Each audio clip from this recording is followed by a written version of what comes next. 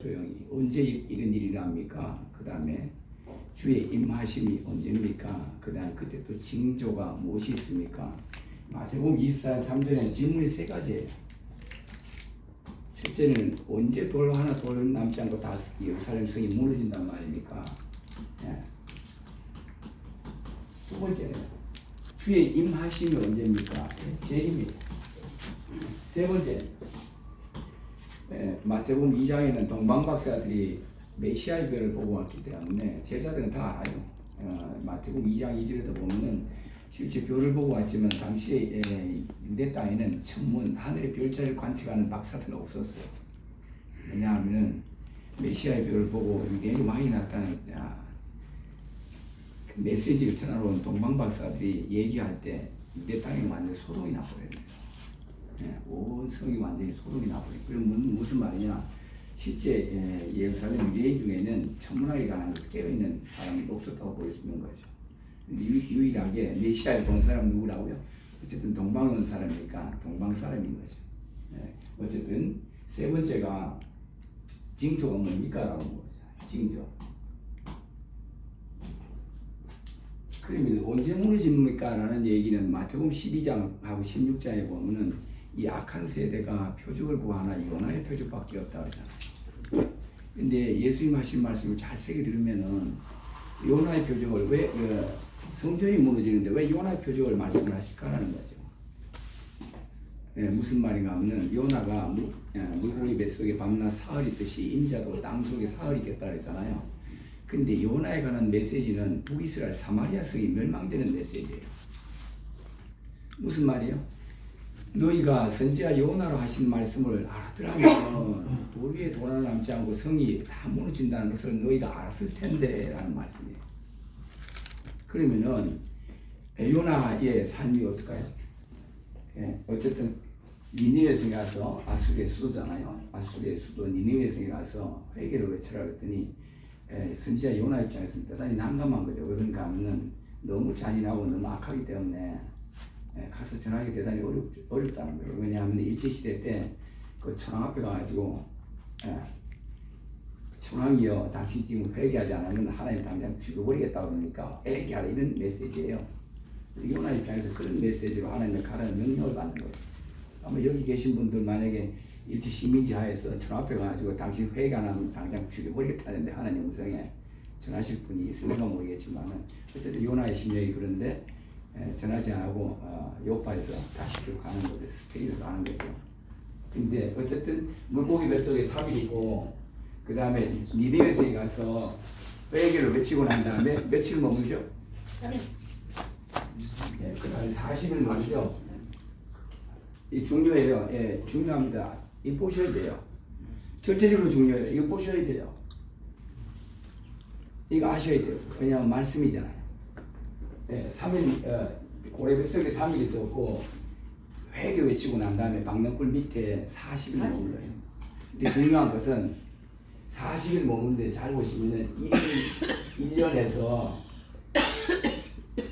40년 후면은 북이스라엘 사마리아가 무너져요. 무슨 말이냐? 니느웨 성에 가서 외치기는 외치는데 아수르 왕으로부터 시작해서 모든 백성들과 짐승들이 다 금식하면서 원래는 하나님의 진노가 쏟아져야 되는데 회개할 때 왕으로부터 시작해서 모든 백성과 짐승들이 금식하고 회개함으로 인해서 그 성이 구원을 받는 거죠. 근데 중요한 것은 3일, 40일, 1일, 1년, 40년이라면은 이 회개한 아수르 왕 살만 에셀에 의해 가지고 북이스라엘 사마리아 성이 BC 723년에 멸망해요. 722년 하기도 하는데 이거 꼭 기억을 하셔야 돼요. 무슨 말이냐 하면은 722년, 723년에 실제 역사적으로 책에 기록되어 있는 거니까 우리는 다 알 수 있는 거예요. 그러면 무슨 말이냐 하면 요나가 회개를 외치고 40일 있었는데 1일이 1년 하면 40년이잖아요. 그럼 723년에 만약에 외쳤다 그러면 40년이니까 763년에 요나가 니느웨 성에서 회개를 외쳤다는 건 알 수가 있어요. 우리 요 정도는 유추할 수 있는 거니까. 그래서 원래는 이때를 거꾸로 우리가 이런 걸 놔두고 생각하면은 요나가 763년에 니느웨에 가서 회개를 외치라는 명령을 받고 난 다음에 가서 외치고 40일 머물렀는데 1일이 1년이다 그러면은 40년 후인 763년에서 40년 후인 723년에 아수르 왕에 의해서 북이스라엘 사마리아가 무너지는 거예요. 이 역사적인 사건을 가지고 예수님께서 들어가실 때도 물론 낙새끼 타고 들어갈 때도 우셨지만 예루살렘 성을 보시고 그 다음에 나오시고 난 다음에 돌 위에 돌아남지 않고 또 다시 말씀하시고 연거포 다시 말씀하시고 이제 감람산에 앉으셨을 때에 어느 때 이런 일이 있겠습니까? 라는 질문을 생각해 보면은 요나의 표적으로 이미 답변은 다 하셨어요. 그래서 돌 위에 돌아남지 않고 다 무너진다는 얘기는 북이스라엘이 요나의 표적대로 무너지지 않았느냐 사마리아 성이 그러면 이 남유다 예루살렘 성도 똑같이 무너진다 그 뜻이에요. 그럼 보실까요? 예수님께서 밤낮 사흘 동안 땅속에 있었죠. 그 사도행전 1장 3절에 보면은 부활하시고 난 다음에 40일 동안 머물죠. 그러고 난 다음에 1년 하면 어떻게 돼요? 40년 후에 예루살렘 성이 무너져야 돼요. 요나의 표적대로 북이스라엘이 무너진 거예요. 똑같아요. 공의의 하나님이고 공평하신 하나님이기 때문에 그래서 3일 땅속에 있고 40일 부활하시고 하나님 나라를 전파하시다가 올라가셨는데 그러면은 3일, 40일 이거를 1일이 1년 하면은 십자가 사건은 언제 났을까요?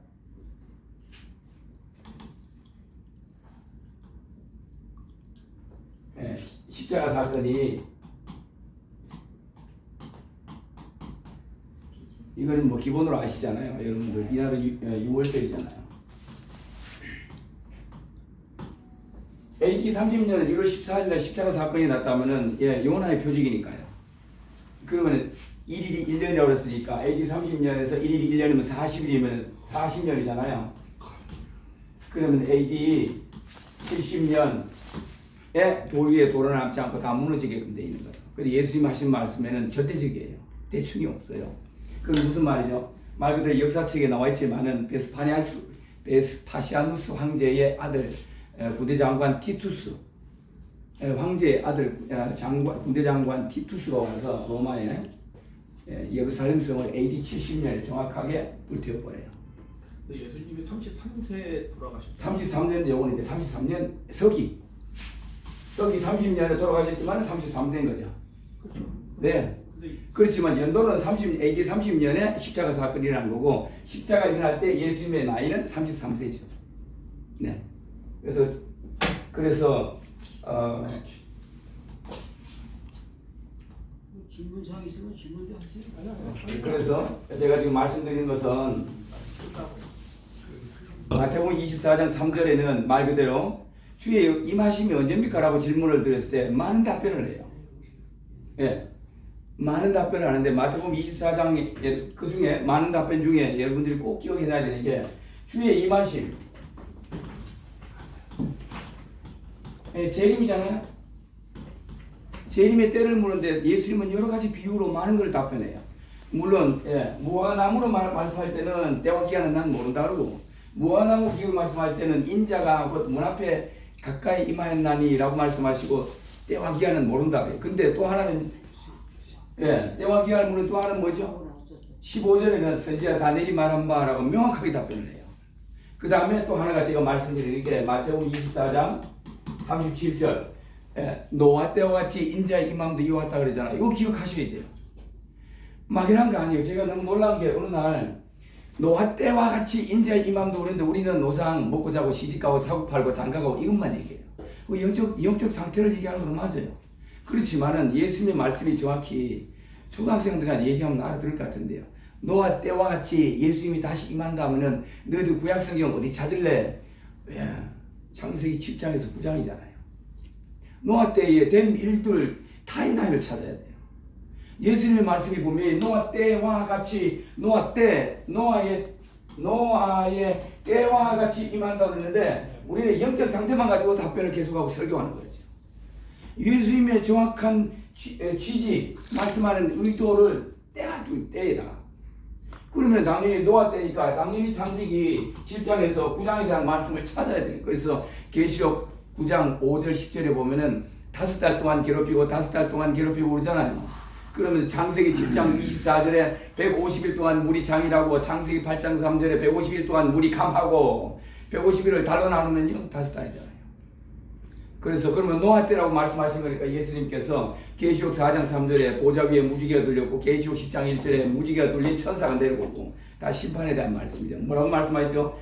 창세기 9장 13절에도 인간들에게 영원한 언약을 맺은 것 중에 물론 아브라함에게도 할례 언약을 영원히 맺었지만은 안식일에 대한 말씀도 영원한 언약으로 주셨지만은 모세에게 그러나 노아에게는 무지개 언약으로 영원한 언약으로 주셨잖아요. 영원한 언약이에요. 근데 왜 무지개 언약에 대한 것은 우리가 강구를 할 거죠. 분명히 요한계시록 마지막 때 심판의 말씀인데 여기서 다시 무지개를 보좌 위에 무지개를 띄워 놓으시는데 창세기 9장에는 뭐라고 말씀하시냐? 내가 무지개를 보면은 내가 노아에게 한 언약을 기억하리라 이렇게 되어 있잖아요. 말씀에는. 그래서 이 말씀이 마지막 때 요한계시록에서 이루어지는데 오늘날 지금 노아 때잖아요. 제가 어느 이자원 목사님 오늘 입고 오는 게 다 보라색이에요. 지금 보라색 입고 있죠. 보라색이죠. 보일까요? 이 사인이에요. 분명히 노아 때라고 말씀하시면 또 창세기 9장 13절에는 창세기 9장 13절에 분명히 무지개잖아요. 시간이 없어서 무지개 색깔 몇 개예요? 7개잖아요. 7개 색깔이면 또 마지막 때는 뭐예요? 라오디게가 마지막 교회라 하면은 7개 색깔 마지막이 뭐죠? 보라색이에요. 그래서 요즘 시대에 보라색이 눈에 많이 띌 거예요. 보라색. 왜요? 마지막 때라면서요. 하나님은 한 가지만 주시는 게 아니라 우리 삶 속에서 의외로 많이 줘요. 대단히 많이 주는데 우리가 성경의 말씀과 연결 안 되죠. 그럼 여러분들이 잘 아시다시피 제가 좀 한참 전할 때 보면은 우리가 많이 있는데 비 오는 날 옷이 더럽히면 어디 가든 세탁소 가잖아요. 무지개 세탁소 정말 많았어요. 이것도 마지막 때 사인이죠. 그 다음에 보면 요새 한참 뜨는 게 153은 구포국수 되죠. 153은 말 그대로 노아 때 구원의 수예요. 방주에서 끄집어낸 노아와 7명, 그 건져낸 7명이 되었잖아요. 이거 153은 먼저 갈릴리 바다에서 물고기 잡아올린 게 153마리잖아요. 그럼 이게 왜 처음에 내가 예수님께서 갈릴리 바다에서 제자들 부를 때 7명 부르잖아요. 그리고 왜 또 부활하고 난 다음에 갈릴리 바다 또 부활하고 난 다음에 또 7명의 제자를 불러서 153이라고 얘기합니다. 노아 방주 구원의 수예요. 그래서 갈릴리 바다는 물론 노아 때도 큰 바다 물에 다 잠길 때 7명을 얹어내는 거니까 노아와 7명, 예수님과 7명의 제자 같은 컨셉으로 들어가는 거죠. 그래서 그런 말씀 볼 때 153 구포국수라는 게 간판에 많이 떠요. 경북 공정에도 가도 제가 어느 날 보니까 체인점을 막 늘어나더라고요. 제가 다니면서 성도들한테 153 구포국수는 지금 이 시대 마지막 사인이다. 물론 게마트리아로 하면은 153 이런 게 있지만은 근데 요 앞에 숫자하면 153이잖아요. 앞에 숫자면 이게 솔로몬의 왕궁 치수잖아요. 그래서 여러 가지 우리가 생각해 볼 때 모르문이 참 다 하지 못해서 그렇지만은 마지막 때 인자가 임할 때 노아 때와 같이 임한다 하면은 당연히 내가 무지개를 볼 때 와 이 말씀이 그러면 지금 응하겠네. 그런 무지개를 떴다. 여러분들께서 원래는 노아 이전에 무지개 없었어요. 무지개는 왜냐하면 처음에 인간에게 노아에게 처음 언약의 증거로 주신 거니까 모세에게 언약의 증거로 두 돌판을 주신 것 같이 아브라함에게는 할례할 때 할례 언약이 사례된 것처럼 노아에게는 노아 때까지는 무지개가 없었던 거죠. 그래서 노아에게 하늘에 무지개를 띄워놓고 내가 영원한 언약을 삼으시겠다는 거죠. 그 인간에게 영원한 언약을 맺어지는 이 자체가 너무 놀라운 일이지만 그래서 마지막 때라면 여러분들이 무지개가 만약에 떴다면은 반드시 성경 말씀과 요한계시록과 연결을 지어야 돼요. 다시 말씀드리자면 그래서 노아 때와 같이 인자 임함이 이왔다 그러는데 요는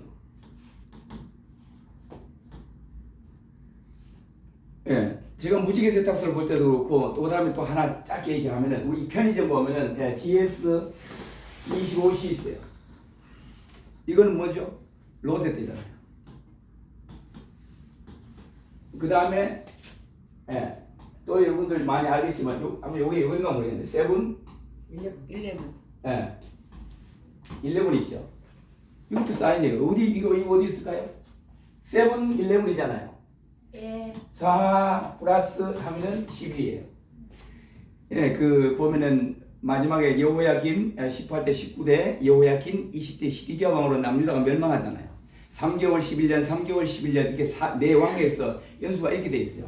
그래서 잘 보면은 4년 지나고 7년 지나고 잡혀가고 4년 지나고 7년 지나고 11년에 잡혀가고 이렇게 나와요. 여호야김이 11년에 잡혀 죽고 마지막 시디기야 왕이 11년에 통치 4년에 예레미야가 편지를 보내고 바빌론에 7년 지나서 예루살렘이 에워싸이고 느부갓네살 왕에 의해서 완전히 불타고 멸망하죠. 어떻게 멸망이 되나요? 로셋처럼 멸망하잖아요. 그렇지만 동일한 말씀으로 노아 때 물로 심판을 쓰던 동일한 말씀이 로셋 때와 같이 솔로몬 제1성전을 불태우죠. 이런 맥락에서 바라볼 때 우리는 이 시대에 성경이 어떻게 우리 주변에서 하는 말씀이 실제 삶 속에서 구현하시고 메시지를 주시고 사인을 주시고 징조를 주시다는 거죠. 그럼 GS25라는 게 과연 어떤 걸까요? 세븐일레븐 뭐죠? 예, 말 그대로 솔로몬 성전이 무너진 거예요. 예, 물론 뭐 노아 때라고 볼 수 있지만 이게 정말 그럴까요? 성경 조금만 관심을 가지면은 예, GS25 시험을 해볼게요. 이거 물론 제가 하는 거 아니에요. 그래서 제가 왜냐하면 25라는 거는 왜 말씀드리는가 하면 창세기 18, 19장에도 보면은 소돔과 고모라를 불태우실 때 잘 보시면은 이 숫자가 해당이 돼요. 창세기 1장 3절 빛이 있으라 5절 첫째 날이라 라고 말씀하셨잖아요. 첫째 날 볼 때 저녁이 되고 아침이 되니 저녁이 되고 아침이 되니 할 때 저녁 12시 아침 12시 합치면은 24시 이렇게 해가지고 1일 첫째 날 창세기 1장 5절이잖아요.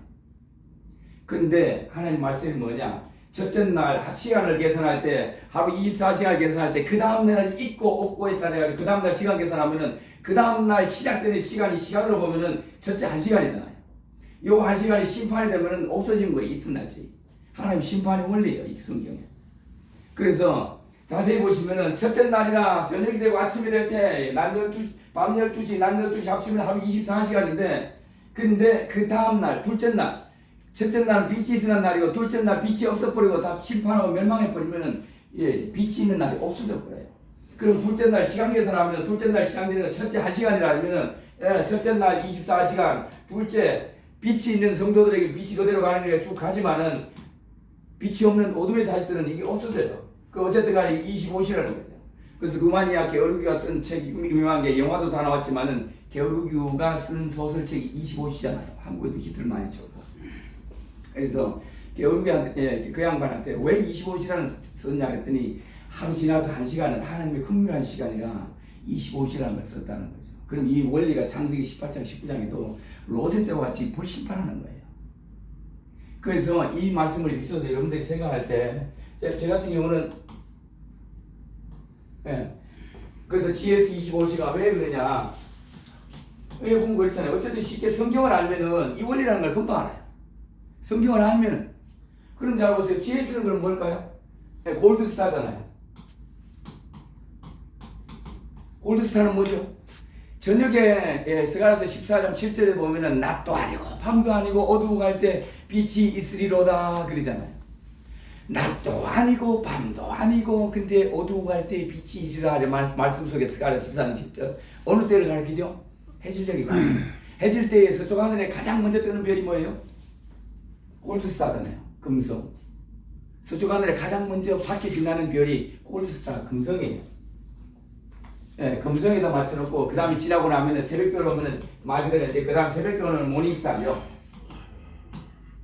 예, 새벽별. 그래서 우리가 이렇게 막 바라볼 때 GS25라는 게 말 그대로 예, 24 플러스 1인데 이게 어디 돼 있어요? 그러면 말 그대로 새벽별이 계시록에 있는 거니까 계시록 18장에 8절에 10절에 17절에 19절에 계시록 18장 8절에는 하루 동안에 예루살렘 성이 멸망해요. 17, 19절에는 1시간 만에 멸망하죠. 그러면 하루 동안에 하면은 24시죠. 1시간 만에 강조하기 위해서 3번 하는 거지만 원래 한 번이에요. 또 1시간 만에 25시요. 계시록 18장에는 큰 성 바빌론을 멸망시킬 때 25시 만에 빛의 자녀들에게는 그 다음이 있는 거고 빛이 없는 어둠의 자식들은 25시 되는데 그냥 다 멸망해요.